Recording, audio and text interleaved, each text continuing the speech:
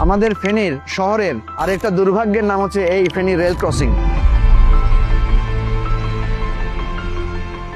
এই রেল গেটে একটা কলেজের প্রিন্সিপাল কয়েকদিন আগে তার সন্তান সহ কাটা পড়েছে, এবং এই রেল গেটে এখানে একটা বাজেট পাস করা আছে যে ফ্লাইওভার করার জন্য।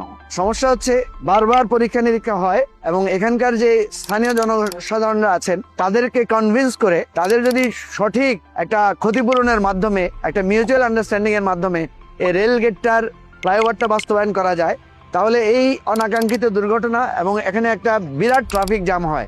ফেনী শহরের জন্য এটা অত্যন্ত দুঃখজনক একটা জায়গা। দিনের পর দিন এই কাজটা হচ্ছে।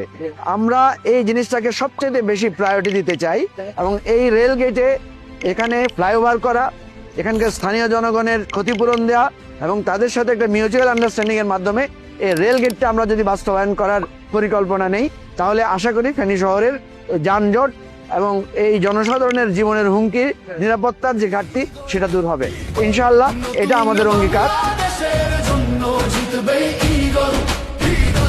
নতুন বাংলাদেশের জন্য জিতবে ঈগল।